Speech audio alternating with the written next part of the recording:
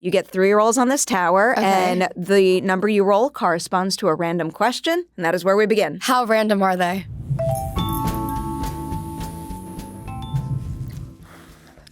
I don't even know what you would be wishing for on this list. No, I'm a gambler. It's just like you're supposed to blow on the... Anyways. Ooh, okay. Is that a 7? 7. And that's what you don't want when you're gambling. I just crapped out. Anyways, not the point. It is fun, though. It's a fun question. This is our zombie apocalypse question. Okay. Let's say you are on the set of Final Destination Bloodlines, and there's a zombie outbreak. Yeah. You could pick 2 co-stars to team up with. Who do you choose that you would think would give you the best chance of surviving the outbreak? Oh, that's a great question. I'm going to say Max Lloyd-Jones, who plays my fiance in the film. He is like Olympic level skier. He goes cross country, like snowshoeing in mountains. So I just feel like we could get to the boonies so quick with him. So him, and then I'm gonna bring along my boy Richard, because we just need some sense of humor in a dark time. Such a good pairing. Yeah. It's just someone the other day brought up the movie Zombieland, and with like the snowshoe stuff, it's like the important thing is and being able to have that stamina and being able to run and go far. And so Max could do that for us. It's an important skill to have. Richard would be in the back making funny jokes that we're like, haha. I believe in this team. You are all going to survive. Thank you. I appreciate that. I receive that. Second roll in the tower now. Okay. All right. I'm not going to blow on it again because I feel like I'll roll another 7. No, the thing is you don't want to roll 3 6s, which people have done on this show. Oh, wait, because is there another, or would I just have to change my answer? What if I had rolled another 7? Then you get to roll again. Oh. But like I've had someone roll a 6 and then roll another 6 and then roll another 6. I feel like that would go along with Final Destination. It would. It makes sense, especially with how many horror movies I cover on this show. It makes sense a lot. Yes. 3 though. 3 is a light one. 3 is new skill. If you could learn a new skill or about a different profession through a role, what would you choose and why? I'm going to say I would want to be fluent in French. Yes. My boyfriend is from France and his whole family speaks French. And I try so hard, but really all I got is like, je m'appelle Brec. It's more than I have. I did French in high school and I have retained nothing. There you go. Absolutely nothing. I like right now want to say nothing in French, but I don't even know how to say that. So, is it Rihanna? It is. It is Rihanna. It is. Why do I know that? Who is she? It is. Yeah, because the song Rihanna. But I can't do the R. So yeah. No, like I definitely said it like a terrible American. I just like my southern accent comes out. Je m'appelle Brec. I can't do anything like that. So anytime I say something in another language, it will sound ugly. I'm just so impressed that I knew that. I'm so impressed with you. It just like came right out too. All right, third and final roll in the tower. Okay. Okay. I think I jinxed it. 7's I feel like 3 and 7s are lucky numbers though. Something good is happening here. Okay. 5. Oh, you got a meaty acting question now. This is favorite, least favorite. Okay. I want to know your single favorite part of the acting process. You know, working on backstory, putting your costume on, whatever it may be. Yeah. And then also not necessarily your least favorite, but just a part of the process where you still see room to grow for yourself and you're excited to tackle it. Okay. The first part, I'll start with the negative because I like to end on a positive. I like that. Although now I was like, I know the positive. Now I have to think of the. I think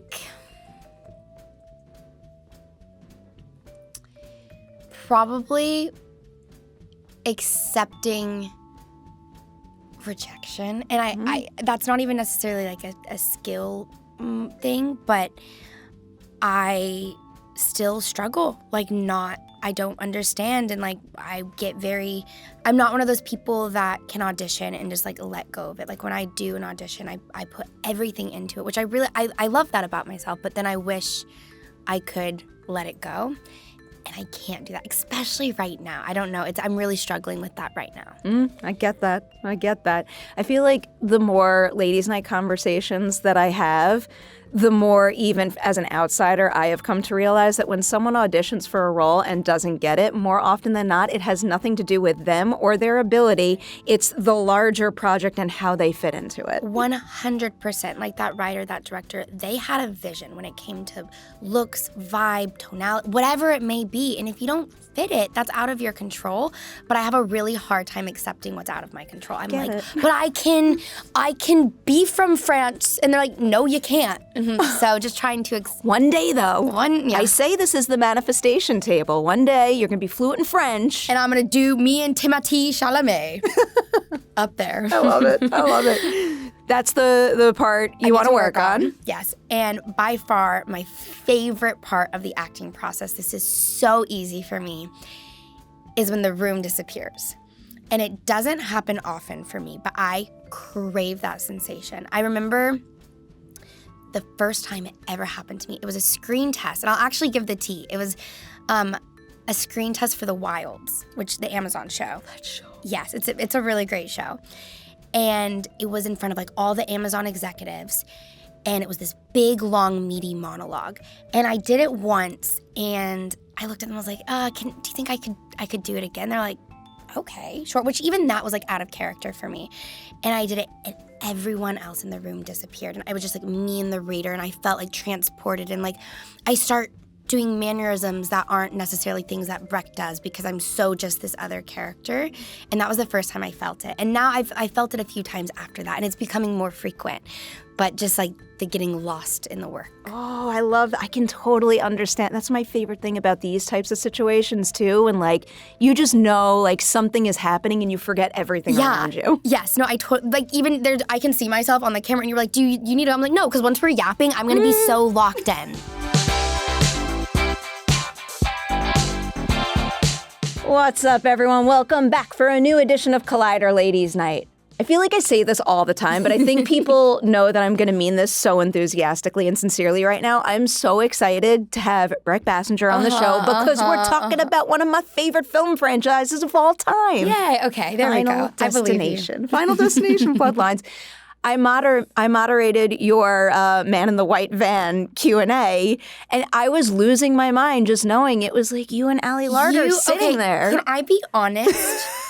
I've been like this whole time, I was like, I know we know each other. And we know each other. And I was like, where is it from? And I couldn't pinpoint it. That was a while ago at this point. Yeah.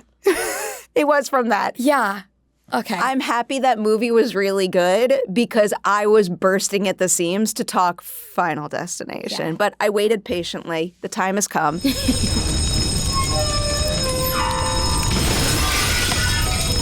Do you remember the movie you saw, the performance you saw, personal experience you had, whatever it may be, that first made you say to yourself, I have to be an actor? I have a really bad answer, but it is honestly the truth. The moment I wanted to be an actor is when I found out the moon wasn't made of cheese. I don't know what my 6-year-old self thought, but I wanted to become an astronaut because I wanted to get moon cheese for my mom. And when I found out the moon wasn't made of cheese, I literally was just like, I'm going to be an actor. And my dad's a farmer in Texas, and my mom was a kindergarten teacher. And they're like, yeah, super cute. You're going to be an actor, absolutely. And I was like, no, I am. Like, it was just I think I was so young, I just felt like drawn to it. And I don't know if it was a particular film or performance. Now later in life, there have definitely been performances that inspire me to keep going and like, like I want to do something like that. But I think the first thing was, I can't get moon cheese, and I'll just do something easier, like be an actor. I feel like you need to write a children's book about that. About moon cheese? There's something about like moon cheese and realizing the moon isn't cheese. But it's okay, because even though like you have to, like this isn't necessarily your dream, you'll find your other dream, and it's okay. Like going with the, There's something there, So it's deeper. Yeah, this is really, really deep stuff here. So you decide you want to be an actor. Yeah. When you first started pursuing that dream, what did you think step one to becoming a professional actor was? And having done it, would you recommend that first step to another aspiring actor, or did you find something more effective along the way? So I did the child actor thing. I was on a Nickelodeon show starting at the age of 13. So it was a lot of my mom and dad. They didn't we're from a small town in Texas, and they had no idea. But they're like, we're going to try. So I don't think it was how I got into it. I can't really take credit for that. It was them just trying their hardest. And my mom did find me an acting school, like 45 minutes away from me in Texas. And a lot of actors have gone there, weirdly enough. Her name's Catherine Sullivan. And I took classes there for 3 years, and that's where I got signed with my agency because they would come and have like agency showcases kind of. And I do think that's a good way to get started. I feel like that's how most people get started, is getting into class, studying, and meeting people that can get you those first auditions. I think I was very naive to how, like, I thought it was going to be very easy. And I thought, like, oh, once you get an audition, like, you book it. Like, and I've now learned that's not the case, but I'm not upset that I had that naiveness because I think it helped me.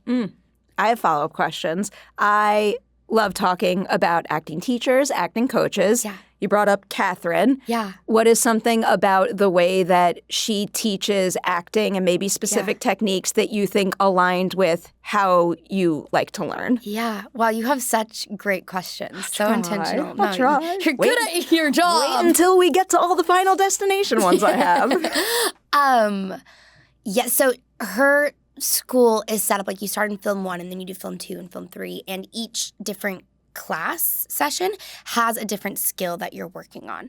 And I remember film 2 specifically, you are working on what's called inner monologue, and that is still something I use to this day, where I actually go in and write out my character's inner monologue. So my script is one of those scripts that looks like absolutely crazy, but it's like you could be saying, the cheesy actor examples, like you're telling someone, I hate you, but the inner monologue is going, I love you, or please love me. So always just having that inner monologue, like that's just, if I'm ever feeling stuck in my work, I go back to that. Oh, I'm bursting at the seams to ask you about one particular scene in Final Destination. We are going to get to that. But first, I want to go back to some of those Nickelodeon shows because you did one where, I hope I use the right word, you were either like a recurring or a guest star. Recurring. And then you headlined Bella and the Bulldogs. Yeah. So I am wondering, because I was reading, I believe you were 15 when you started that. And I'm just thinking about what I was doing at 15. Like, I could not do a single day on a show, let alone like lead a Nickelodeon show like that. So when you booked that and started working on it, how ready did you feel? Did that previous show kind of tee you up enough that you felt like you had a foundation and knew what you were doing when you were on the number one position? I think I'd gotten over my nerves of being on set. So I felt prepared in that sense. Once again, I think there was a naiveness. I don't think my mom nor I, because at that point my mom was still going to set with me every day, like she had to. I was only 15. I don't think either of us understood like how much work it was going to be, but it was also just so fun. Like it was all I knew. Like that was my high school experience. So prepared, probably not, but it was great. That's the best. That's the best when you have a great environment to work in where you can learn. Yeah. Actually, I'll build on that a little more. Looking back on that experience, is there any particular thing about that set and the people that you were working with that now makes you think, I am so glad I had my first headlining experience there with them? 100%. Like, I grew up with those I'll call them kids because we were all kids at the time. I still am in contact with so many of them. And I think, I don't know, just have like not being afraid to have like be friends and like even though it's work, like we can work and play. I remember one moment in particular, I get the giggles really bad, and I got the giggles so badly on that show. Like the showrunner, director, like pulled me aside. They're like, we get it. Like this is work and you're having fun, but like rein it in. But I also was like, nah, I'm going to freaking have fun. So I think just like having such a fun experience was really important for me to hold on to. Oh, that's I hope the that best. answers your question. No, it definitely does. Because I don't know. I feel like I could even relate on this side of it to a point. Like, what is the point of any of it unless, like, yes, you are creatively fulfilled and doing good work, but also you are enjoying the process? For sure. I feel like this might answer your question, might be a more specific answer. Something that like I feel like I really learned on that set, and I'm happy I had it on that experience, was being a minor. I had an on-set teacher who's advocating for our well-being. And when you're working a long hours and you feel the pressure and like you're 2 shots behind or a scene behind, you're not going to make your day, you forget to advocate for yourself. And I don't think if I would have seen like those set teachers doing it for me, I don't think I would have learned to do it for myself. Oh, you just teed up a question that I love asking. So I've spoken to many actors who started at a very young age, and, they have always emphasized, like, I don't know, a parent was there advocating for you, or, it felt like you were essentially in a routine or just being, just doing what you were being told to do. Yeah. Do you remember the very first time that you could feel the power of your own voice on a set and that it was being heard in a different way, like basically like an adult on set? Another great question. Yes. And this is so a weird Brecism is what I'll call it. Because we all have our own little things. Oh, yes. I don't like being picked up. It's just like a thing. I think it's because I'm quite small, so it makes me feel like I'm in control of my body. And there was a moment on set where it was on Belle and the Bulldogs, and they were like, do you think like the 2 guys can like drag you out and you like just make your body go limp and drag you out? And I was like, no. And the director like laughed. He's like, ha ha ha. And I was like, no, I'm not comfortable with that. I don't like being like pulled. I'm just not comfortable with that. And they were so shocked. And I get it because it's kind of like a dare I say, like quirky thing to be not want to have done. But I didn't. And they listened. And they were like, okay, that's fine. We'll figure something else out. And so to have it received as well, of course, was like very great because they could have pushed me to be like, no, just do it. And it's so small, but it really did mean something to me. It's so important to be able to do something like that. This other question that I used to ask all the time is coming to mind for some reason. It's like a big old complicated question. It was inspired last year, I believe, by the movie Maxine. Did you ever see that movie? Like X? Like Yeah. Like the third one. Okay, so, I didn't see the third one. I saw X, Pearl, Maxine. I only saw Pearl. Yeah, I mean, you could have seen any one of the 3 and you would have picked a great one. Yeah. But anyway, in the movie Maxine, Elizabeth Debicki plays a female director, and she says in the movie, she's like, as, basically a woman in this industry, getting this opportunity to direct a movie could let me have a more meaningful voice in Hollywood. When you first started your journey as an actor, what did you think it meant to have a meaningful voice? And now, given everything you've accomplished, like, what does it mean to you? And I'll also throw in the caveat that meaning can continue to change as you progress forward. 100%. I think whenever you're getting into at least the entertainment industry, the obvious like idea is like, oh, if I'm in successful projects, then I have a voice. I have seen powerful actors who have power on set not be very respectful to people. And then I've seen actors walk in and be so humble and just so kind to everyone. And to me, that's a voice. When you, especially like if you're leading a project and you can kind of affect the vibe of the set. If you're going on every day and you can be in a bad mood, but being negative and being disrespectful, the whole set's gonna suck. So going in and being positive and being kind, I feel like making a lasting impression on all of those people every day. Like, that's where your real voice comes in. It's so important. It's so simple, too. It's so simple. Just, like, be nice. Yeah. It's like, not only is it better for everyone around you, but it's better for yourself, too. Yeah. I have to tell this story because I think this is the perfect example of it. Showrunner on Stargirl, his name is Jeff Johns, and he's, like, DC royalty. We were filming one day, and it was, like, a night shoot in Atlanta, Georgia. We were filming summer during the winter, so no one was dressed appropriately in the cast and background, and we were really behind on our day. We were supposed to have wrapped like an hour. Everyone was miserable. And he walks into the middle of the set, and he's like, go home. And everyone's like, what? He's like, this literally is not brain surgery. No one's happy. We just all need to go home. And to have someone just treat us like humans before anything, it was, and I get it, there's money and there's scheduling and it's not always that simple, but to see someone at such power who could have made us stay there till 6 a.m. and just keep going and freezing, but he didn't. He just like, no one's happy, no one's having fun, we need to go home. And that was like, that moment really sits with me, and I'm sure he doesn't even remember that, but I was like, wow. Because for a showrunner to do that, they're sacrificing something that's important to them for other people.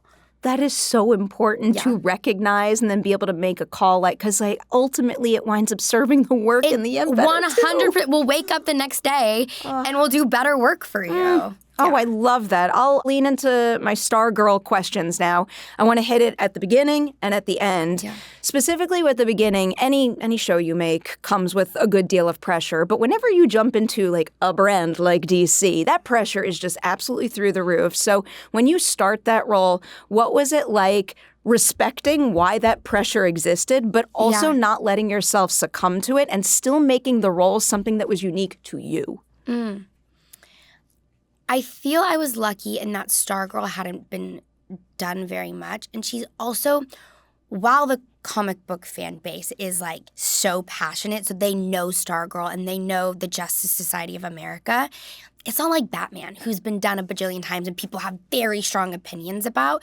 So I had the pressure, but not as much as I think some people have. And then also, I had the creator of Stargirl, like in the comics, on set with me every single day, telling me exactly like when he wrote the first comic in 1999 and like what his thought was for her. Like no one could really describe in like what I did. I was like, really? You can talk to the person who created the character. And so getting to work with him so closely, I think once again kind of like relieved the pressure because I'm like, we're going to give these people what they want because we're going to give it the honest version of it, which is what I wanted to do because Stargirl has a really beautiful origin story. And so wanting to pay respects to that and just being as honest to the character was the most important part to me. So that was the beginning. Then I'll have to jump to the end because another part of the acting experience that, I don't know, I guess I could use the word fascinates me is when you're in a position where you're on a show and it is canceled, but it is canceled because of reasons that do not reflect the quality of your work. Yeah. When you get that news, what is the key to still placing high value in the show you made and not letting the cancellation take away from the stellar work you did? Yeah. It's hard.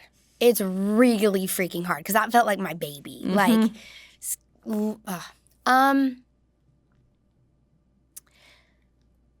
I think I learned with Bella because that was a very transitional time even then. And I was young, but our show, like first season, we were the #1 rated show. And then weird things happened and we got a bad place, whatever. But it felt very much out of our control. And I was very like angry. And I think there was a part of me that took it for granted. So with Stargirl, I just like really didn't take it for granted. Every single moment, every single season, I just made sure to be present and have so much gratitude. So when it ended, I was like, I gave it my all. There was nothing else I could have done. And I think that gives me peace. I love that thought. It breaks my heart into a million pieces when a show gets canceled or a movie doesn't do well at the box office and, you know, someone can't have the same pride in their work, which makes no sense. I don't know. Everybody out there knows this. I value the artistic side of the industry more so than the business. But I know they go hand in hand, but my mind lies there. Yeah. Before I jump into Final Destination, I want to make sure to give you an opportunity to maybe hit another title or two. And this is one of my absolute favorite questions to ask because I am endlessly fascinated by the multitude of approaches an actor can take to doing their work. There's like so many different techniques and things out there.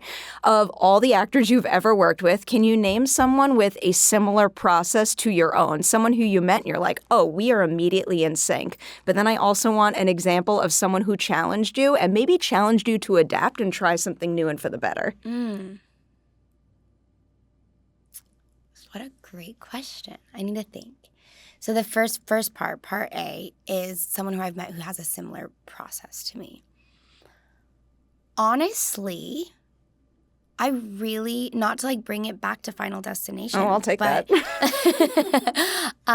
Max, my scene partner, like all of our scenes are together. It was just me and him every day. And we're like, if we needed to read lines, we would, but we're also just like laughing and then we would lock in. And if it was like, we needed to get more into it, we would take time, like maybe put headphones on. I just feel like even like the way we navigated set was like very similar. So that makes me think our processes were similar.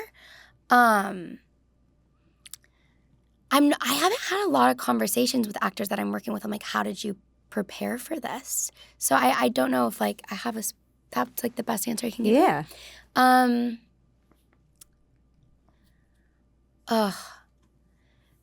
Meg DeLacy, who played Shiv on Stargirl, she intimidated the crap out of me because she's so freaking talented, but it also made me like want to rise to the occasion.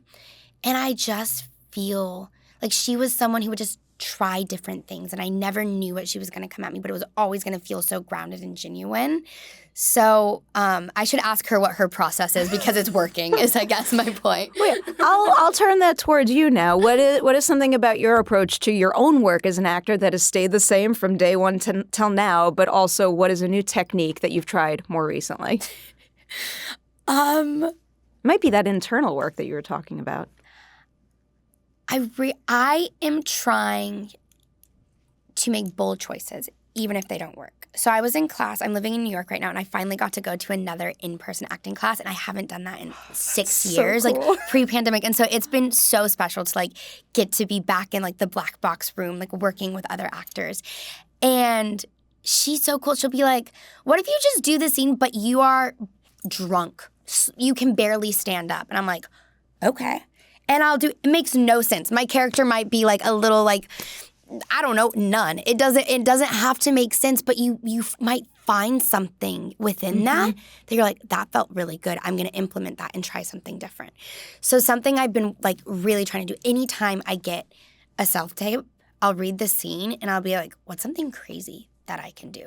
And I've been sitting in some pretty wild self-tapes, but I'm always so excited about it. I'm not like doing what I think they want to see. I'm doing something that I think that I like and I think will shock them, but I kind of love it. It's that's awesome. Way more fun. I'm having so much fun with my work recently. Yeah, that's a beautiful thing. Yeah. It was also making me think of the discussion earlier about auditions and rejections. Yeah. One of the things that someone told me recently that completely like reframed that experience to me was looking at auditions as like another opportunity to have fun and hone your craft. So even if you don't get the role, it doesn't mean all that work was worthless. Like you gained something from it. And I feel like that's leaning into that vibe you're explaining. 100%. I'm talking like I was editing sound effects into my self-tape because I'm like, why the heck not? And I like look at these self-tapes. I'm like, I'm proud of that work. I am. So. That's such a beautiful thing to have. It and makes it's fun. me so happy. All right. Final Destination. Okay. I'm so excited right now. You're so cute.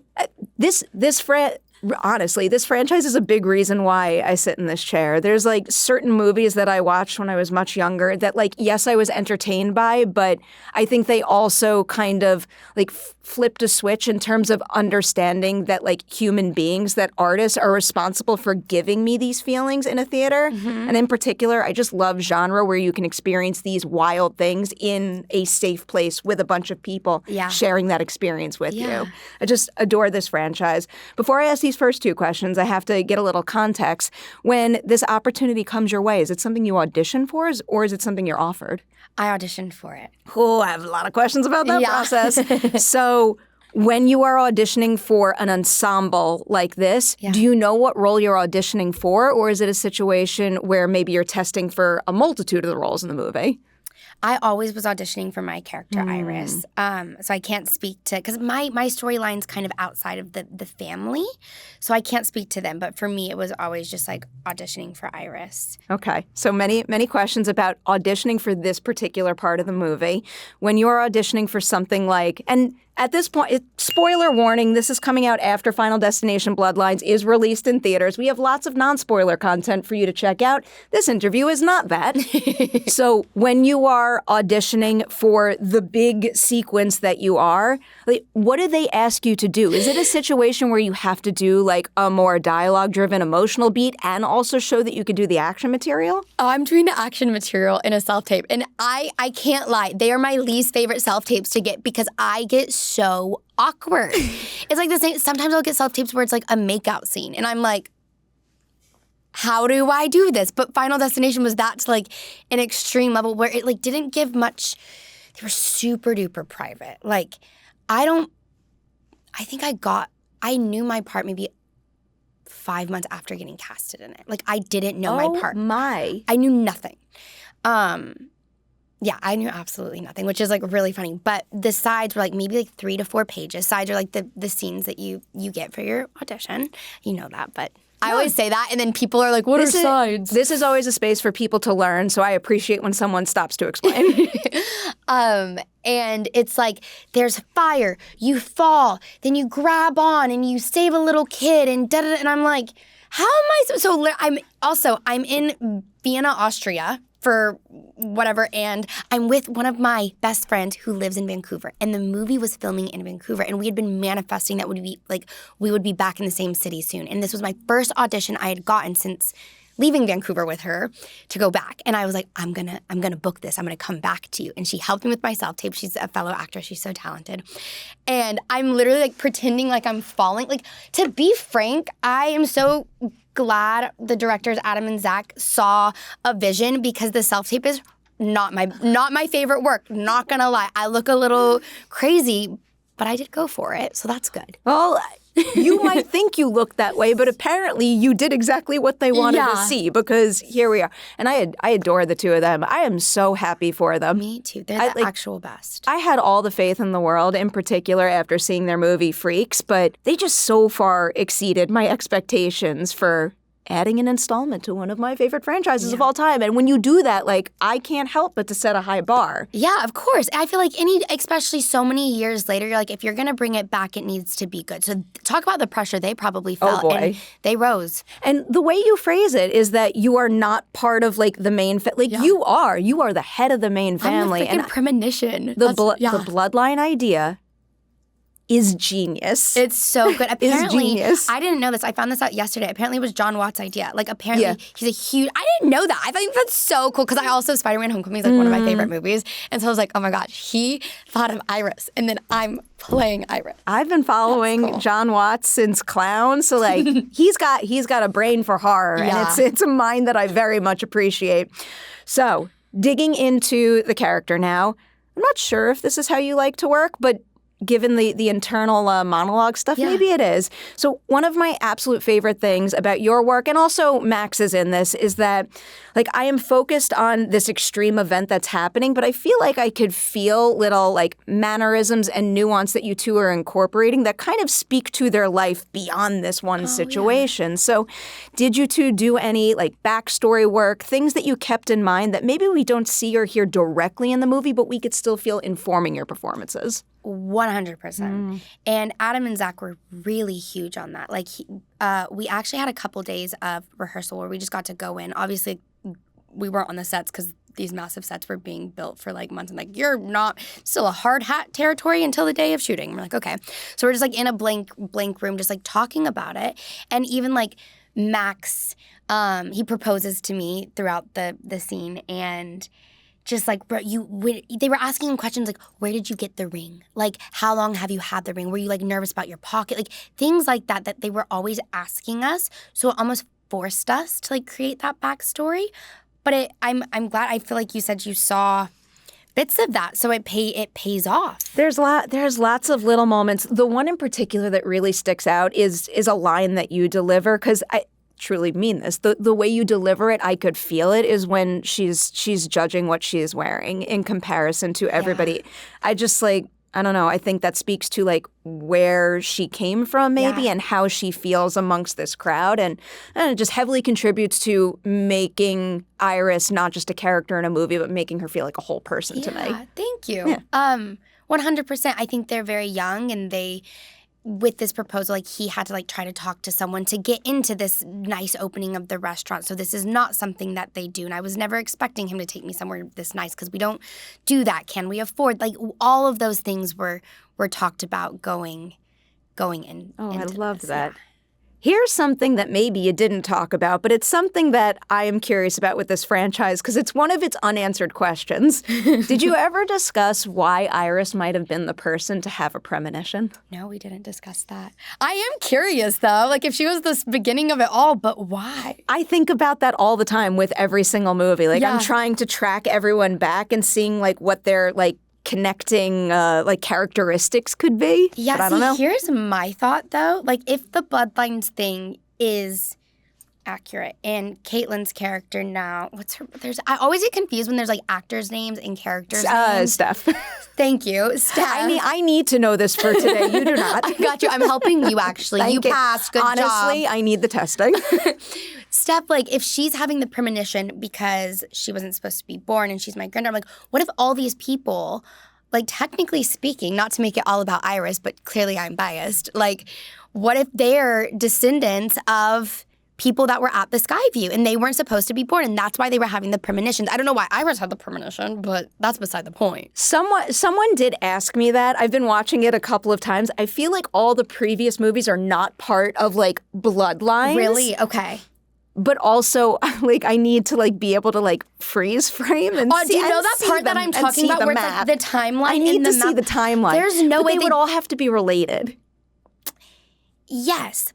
But possibly not. It could be, like, a side thing. Because if you, like, interfere with death, then it comes after you, too. So even if it's, like, a friend, like, that's how you get involved outside of the original bloodline. Love thinking about all and of it's this. not bloodline of me. It's someone who else was at the Skyview. So it could be a completely separate entity. That, too. I do think we need to do a freeze frame on that to, like, they had to make a nod to one of the other movies in that in the freeze frame. There's no way they didn't because there's so many nods to stuff. I feel like we have the plane drawing. There's a Kimberly mention too. Great. At some so the plane, so it is connected. That's what I'm saying. I feel Tony Todd is there for everything. For everything. He's there because he knew. That's what I'm saying. He knew all of the. Now you are connected to JB. I know. I love. That's another touch that I just like. Yeah. Love. Before I get into the stunts of it all, I had that one other beat that I brought up earlier that I really wanted to ask about, especially if you are processing like the internal world and what might be going through her head. And in general, I am obsessed with how much an actor can convey without saying anything at all. And the particular moment I zeroed in on is the scene where JB's mom clocks that Iris is pregnant. Yeah. She denies it. And then you have this silent beat to yourself where I could see the wheels in your head turning. What is it like filling silence like that with meaningful material? It's my absolute favorite part of acting. My manager in her office, she has all of these quotes that her clients have said, and mine is, ugh, I want less lines. I hate lines. Brec Bassinger, 2015 or whatever. And she's like, you're the only actor who like doesn't want lines. And I'm like, no, because that's where the real material is. And it is. It's just like inner monologue. So she says that and my brain goes, how did she know? Wait, what am I doing? Oh my gosh, my hand's on my belly. Did she see that? She saw that. She has a kid. All of that is going on. And I have it literally written out. Obviously on the day it can like mold and mend into whatever I'm feeling in the moment. But I have a basis to go back to. So I just love when like I can see the wheels in a character's head turning and I can feel like the pressure they're under in terms of making a decision on how to respond to something like that. I love that. It's such a good moment. You have great moments like that, and then also we get like one epic little stunt piece within this whole sequence from you, just one after the next. Looking at that entire sequence, is there any particular part of it that you thought was going to be the most challenging for you going into filming, and ultimately was it, or did a different part of it catch you by surprise?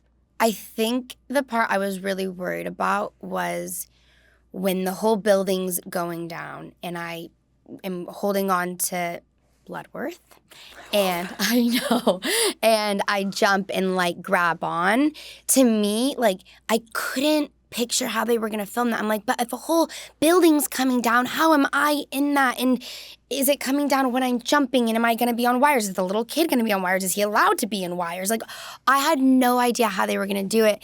And it was not the most complicated part at all. We literally had like the stunt map. What's it called? Like not a gurney, but like a gurney map maybe. It's something like Possible. that. Yeah, something. I don't know the correct term, but you're going to tell me that and I'm going to go and repeat it somewhere. What are you talking about? A mattress mat, that's what it's called. Sure.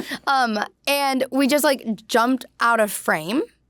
And then the next piece is we are in like some type of wire getup, and we're on a completely different set on a completely different day, and I'm hanging there, and I'm like, that it just filmed in such tiny pieces that it's way less complicated when you break it down. But then all pieced together, you have this intricate puzzle. So fascinating. I love movie magic. Yeah, it's really cool. So that wasn't as difficult as you thought. What was more difficult than you thought? This is such a specific moment in the film, but it scared the crap out of me. It was like real life destination fear where Final Destination, I wasn't even having to act. There's a moment, and this is a fun little secret. The guy who got put on fire in this moment, he was also the man who was set on fire in the first Final Destination movie in the airplane. So we had a lot of like returning stunt actors from the first, second, third, whatever movies. There's this moment where he's set on fire and he falls and then they blow him with fire. And I'm supposed to be running and it's like there's like a bar and they're like, you have to duck. And he's gonna run into the bar and the fire's gonna go into the bar and you have to duck under. And I'm like, but what if I don't duck at the right time? Like, duck at the right time. Because it is actually, they are blowing real flames. We had the whole fire department there. Like, there was real fire. And of course, the stunt double has this stuff all over his skin where it, like, protects his skin as long as he's only set on fire for, like, 20 seconds. And then, anyways, it was described to me as if you put your hand in boiling water and turn the heat on, and you're fine until you're not fine. And that's what the ointment they put on themselves when they set themselves on fire.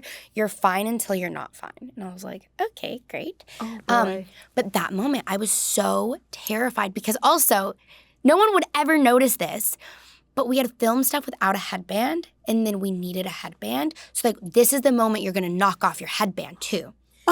So I was like, I have to fall at the right time and make it naturally look like I knock off my headband. And it's just like, it's half a second in the movie, but it was such a big deal. Like, we can only do it twice because we're only setting this man on fire twice. And I'm like, I hope you only have to do it once. Like, that's a lot. But it ended up, I was so proud of myself. Incredible. Yeah. I love that answer because it just shows how many layers of like very intense thought are required to make all this stuff work.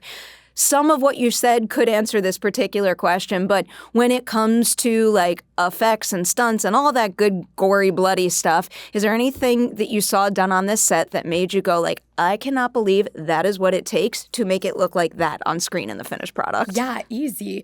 I was on set for not a thing in my scene, but Richard Hartman's death in the MRI machine, he gets his back broken. It's insane. They literally fold him in half. It was two people.